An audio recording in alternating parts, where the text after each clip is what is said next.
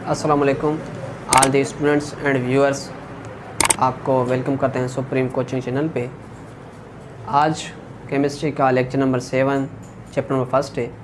इसमें क्या पढ़ना हमें केमिकल फार्मूलाज। केमिकल फार्मूला किसे बोलते हैं, उसके बाद केमिकल फार्मूलाज का टाइप्स कितने हैं, उसमें कौन कौन से टाइप्स हमें कंसिडर किए होते हैं, और जो फर्स्ट ईयर के टॉपिक्स होते हैं वहाँ पे हम कौन कौन से केमिकल फार्मूलाज पढ़ेंगे। यहाँ पे दरअसल बात करते हैं इंट्रोडक्शन ऑफ केमिकल फार्मूला। तो केमिकल फार्मूला किसे बोलते हैं, डेफिनेशन पे जाते हैं। केमिकल फार्मूला क्या होता है, दरअसल ये होता है representation of the atoms. Representation of atoms present है ना मालिक्यूल्स, किसी भी मालिक्यूल्स के अंदर जब उनकी रिप्रेजेंटेशन हो तो उसे क्या बोलते हैं, केमिकल फार्मूलाज बोलते हैं। हमारे पास केमिकल फार्मूलाज कितने टाइप्स हैं, केमिकल फार्मूला हमारे पास 3 टाइप्स हैं, molecular formula, empirical formula and structural formula. Molecular formula किसे बोलते हैं, मॉलिक्यूलर फार्मूला उसे बोलते हैं actual ratio of atoms show करे। मीन्स किसी भी फार्मूला के अंदर जब actual ratio of atoms present in a formula is called molecular formula. इसका एग्जांपल्स दे रहा हूँ, इसका एग्जांपल समझ लो। अगर इसका एग्जांपल्स मैं लिख रहा हूँ ईथेन, ईथेन का फार्मूला क्या आता है C2H6। और उसके बाद empirical formula show the simplest whole number ratio of the atoms in formula.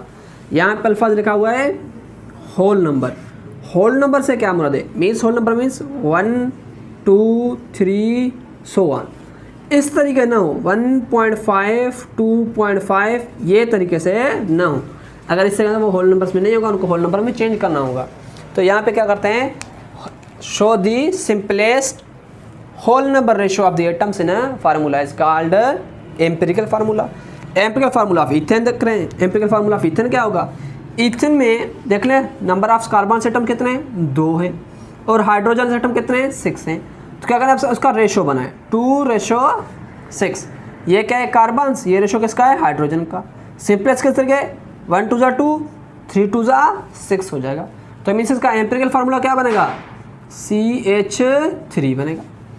उसके बाद बात करें स्ट्रक्चर फार्मूला। स्ट्रक्चर फार्मूला क्या कहता है, arrangement of elements.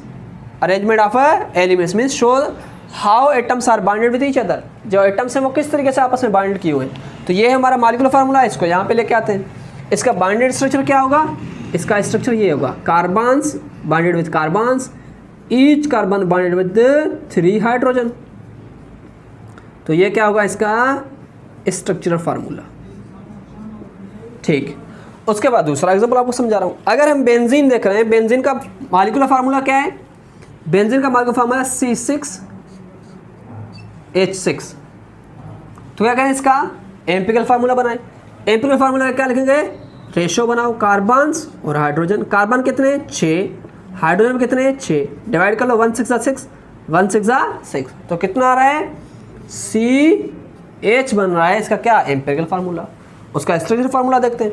Structure formula में कितने कार्बन हैं, 6 कार्बन हैं। 6 कार्बन आपस में अरेंज कर लो। Carbon number 1, carbon number 2, both are bind with each other. This carbon also bind with carbon number 3, carbon number 3 also bind with carbon number 4, carbon number 4 is bind with carbon number 5, and carbon number 5 bind with carbon number 6। तो ये क्या होगा इसका structure formula. तो उसके बाद इसमें कितने हाइड्रोजन हैं, हाइड्रोजन इसमें है 6 हाइड्रोजन लगाए यहाँ पे। एक हाइड्रोजन, दूसरा हाइड्रोजन, थर्ड हाइड्रोजन, ये हो गया इसका 4th हाइड्रोजन, ये हो गया 5th हाइड्रोजन, ये हो गया 6th हाइड्रोजन। उसके बाद इसके bonded alternatively single and double bonds होता है। मीन्स एक जगह डबल बॉन्ड होगा, दूसरी जगह पे क्या होगा, सिंगल बॉन्ड्स। तो ये क्या होगा इसका alternatively single and double bonds in the benzenes. ये हो गया इसका स्ट्रक्चर फार्मूला, और ये हो गया molecular formula, empirical formula, formula. आप इसका स्क्रीनशॉट ले लें, उसके बाद हम क्या करेंगे, एम्पिरिकल फार्मूला को फर्दर डिस्कस करेंगे। Molecular mass and formula mass, इससे पहले हमने 5 लेक्चर्स अपलोड किए हैं। अगर आप किसी को भी मॉलिक्यूलर मास और फार्मूला मास से पहले वाला लेक्चर है atomic mass, average atomic mass and relative atomic mass, वो जाके देख लें। उनको atomic mass, average atomic mass and relative atomic mass दोनों समझ में आ जाएंगे। उसके बाद this topic will be easy for you. ये जो टॉपिक है आज हमारा lectures molecular mass and formula mass, ये सारे बुक्स जो होते हैं पाकिस्तान टेक्स्ट बुक बोर्ड्स और इंडियन एनसीईआरटी से रिलेटेड होते हैं। और दूसरा कश्मीर जो टेक्स्ट बुक बोर्ड है उससे भी रिलेटेड किए होते हैं। चलते हैं लेक्चर की तरफ। आज जो हमारा लेक्चर है क्या है, मालिकुलर मास। मालिकुलर मास की डेफिनेशन क्या है, the sum of average atomic masses of elements in a molecules is called molecular mass. यहाँ पे बेटा मॉलिक्यूल्स जो होता है, ये मॉलिक्यूल्स कितने एलिमेंट्स के बने होते हैं, एक भी हो सकता है ऑक्सीजन O2, नाइट्रोजन N2, और उससे ज़्यादा भी हो सकते हैं जैसे अमोनिया NH3, और भी हो सकते हैं।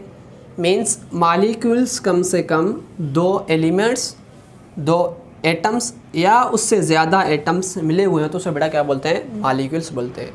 तो उनके इस एटम्स 2 एटम्स हैं ऑक्सीजन एलिमेंट्स के, तो इनके मास को आपस में क्या करेंगे, सम करेंगे। एक ऑक्सीजन एलिमेंट्स का अगर एवरेज एटॉमिक मास देखें तो वो 16.001 समथिंग है। मीन्स यहाँ पे हम ऑक्सीजन क्या लिखेंगे, हम डेसिमल के बाद जो फ्रिक्शन होता है उसको क्या करें, इग्नोर करेंगे। 60.011 होता है तो क्या करें, 16 ही लेंगे, मीन्स 16 लेंगे।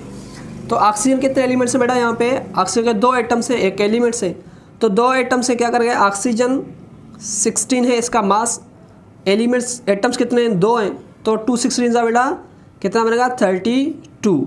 मीन्स ये क्या बना इसका, 32 AMU। और उसके बाद carbon, oxygen, carbon dioxides, carbon के कितने हैं, एक एलिमेंट से, तो आप कार्बन लिख लें। उसके बाद क्या लिख लें, ऑक्सीजन। ऑक्सीजन के कितने एटम्स हैं, 2। कार्बन का मास कितना है, 12, प्लस ऑक्सीजन कितना है, 16 मल्टीप्लाई बाय 2।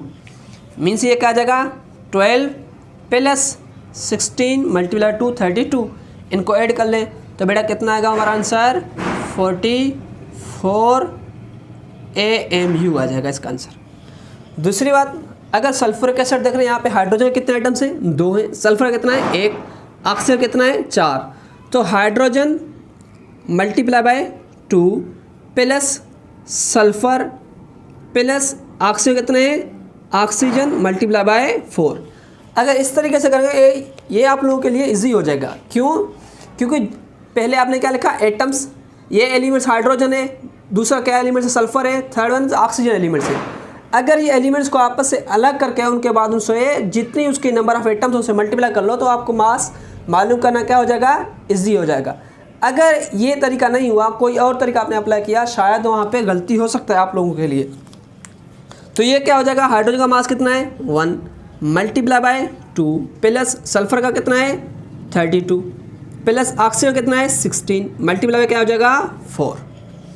तो इसको कैलकुलेट कर रहे थे, 1 2 जा 2 प्लस 32 प्लस 4 16 जा 64। इनको क्या करना है, आपस में ऐड कर लें, 4 2 एंड 2 कितना बनेगा बेटा, 8। और उसके बाद 6 और 3 कितना बनेगा, 9। मीन्स का आंसर क्या है, 98 AMU। ये जो मैंने लिखा है C6H12O6 ग्लूकोज, बेटा ये आप लोगों के लिए होमवर्क समझ लें या असाइनमेंट समझ लें। ये आप लोगों इसका आंसर कमेंट बॉक्स में सेंड कर देना। अगर कमेंट बॉक्स में सेंड कर देना, ये आप लोगों को ईजी हो जाएगा। और दूसरी बात कि ये भी हो सकता है कि आप लोगों से इसका ये टर्म भी पूछ ले कि जो कार्बन डाइऑक्साइड या ऑक्सीजन का मास किससे मिला, AMU निकला। AMU में से आप इसको ग्राम में चेंज कर दें तो आपको पहले वाला जो लेक्चर्स मैंने बताया था वो लेक्चर्स किसके ऊपर था। अगर ये किस तरीके से दिया हुआ, AMU मीन्स आप लोगों को याद हो 1 AMU is equal to 1.66 into 10 power -24 AMU किस में आएगा, ग्राम में आ जाएगा। तो ये आप लोगों को याद होना चाहिए। अगर ये याद है तो आप क्या करना, अगर इसका मास कितना है 32 AMU तो आप 1.66 को मल्टीप्लाई कर लें 32 से, जो भी आंसर आ जाएगा वो ऑक्सीजन किस में होगा, ग्राम्स में हो जाएगा। और दूसरा हमारा टॉपिक क्या है, फार्मूला मास। फार्मूला मास किसे बोलते हैं, sum of the atomic masses of elements in a formula. अगर उनका atomic mass of elements in formula में क्या कर लें, हम सम कर लें तो क्या हो जाएगा, उसका मास को क्या बोलते हैं, फार्मूला मास बोलते हैं। आप देख लें मैंने कुछ फार्मूलाज लिखे हुए हैं। Lithium hydrogen sodium chloride, calcium hydroxide, sodium carbonates, इनके क्या गए मास मन। यहाँ पे आप देख लें मैंने इसमें भी ऑक्सीजन पहले लिखा है, carbon dioxide, sulphuric acid and glucose. यहाँ पे मैंने क्या किया कि सिंपल से कॉम्प्लेक्स की तरफ, इसमें भी सिंपल से कहाँ तक जाएंगे, कॉम्प्लेक्स की तरफ जाएंगे। अगर हम लिथियम का मास का बात करें तो लिथियम का मास कितना है, लिथियम का एटॉमिक नंबर 3 है, लिथियम का एटॉमिक नंबर 3, तो एटॉमिक मास कितना होगा इसका 7। हाइड्रोजन का कितना है 1, तो क्या आएगा इसका मास 8 AMU।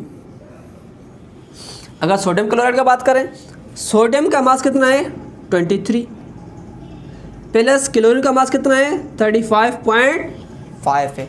इनको आपस में ऐड कर लें तो कितना आएगा 23 और 35 में आपस में ऐड कर लें तो 0.55 रहेगा। 5 और 3 कितना आ जाएगा 8, 3 और 2 कितना आएगा बेटा 5, 58.5 AMU।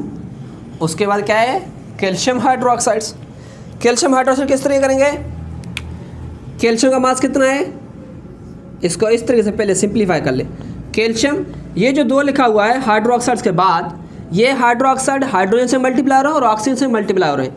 आप क्या करें इसको इस तरीके से सॉल्व कर सकते हैं, oxygen multiply by 2 plus hydrogen multiply by 2, क्योंकि ये जो 2 है ये oxygen as well as hydrogen दोनों से मल्टीप्लाई। कैल्शियम का मास कितना है 40 plus oxygen 16 multiply by 2 plus hydrogen 1 multiply by 2, कितना आ जाएगा 40 प्लस 32 प्लस कितना आएगा 2 कितना आ जाएगा 4 और 0 मीन्स कितना आ जाएगा टोटल 4 का 4, 3 और 2 कितना आ जाएगा 7 मीन्स आंसर क्या होगा 74 AMU इसका आंसर होगा। उसके बाद सोडियम कार्बोनेट, ये सेम मेथड, ये आपका क्या है बेटा असाइनमेंट, ये आपका असाइनमेंट है, इसका आंसर आप कमेंट बॉक्स में सेंड कर दें, ठीक है।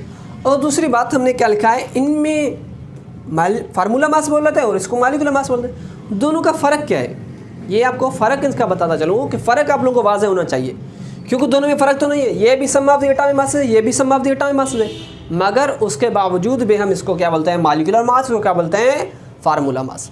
फार्मूला मास और मॉलिक्यूलर मास में फ़र्क ये है कि ये क्या होते हैं कोवेलेंट कंपाउंड्स होते हैं, और फार्मूला मास इसका होता है उसको क्या बोलते हैं आयोनिक कंपाउंड्स होते हैं। जो कोवेलेंट कंपाउंड्स हैं उनमें कौन सी बांड होती है कोवेलेंट बांड होती है, इसमें कौन सी बांड होती है आयोनिक बांड्स होती है। ये जो कोवेलेंट बांड जिसमें है वो क्या होता है मॉलिक्यूल्स फॉर्म में होते हैं, किस फॉर्म में होते हैं मॉलिक्यूल फॉर्म में। ये किस फॉर्म में होते हैं सॉलिड क्रिस्टल्स के फॉर्म में, मीन्स ये सॉलिड के फॉर्म में होते हैं, ये सॉलिड और क्रिस्टल्स फॉर्म में नहीं होते। दूसरी बात इसमें और इसमें एक मेन फ़र्क ये कि अगर जिसमें भी कोई मेटल्स ऐड हो जाए, मीन्स मेटल्स कौन सा lithium sodium potassium rubidium caesium, उसके लास्ट में देखने क्या आ रहा है IUM, मीन्स अगर IUM किसी के भी लास्ट में आ गया तो वो पीरियोडिक टेबल्स में आप समझ रहे क्या है मेटल है, अदरवाइज दूसरे क्या है नॉन मेटल्स है। ये क्या होगा जिसमें मेटल्स ऐड ना हो तो वो क्या होगा बेटा मॉलिक्यूलर मास ही होगा उस मॉलिक्यूल्स का।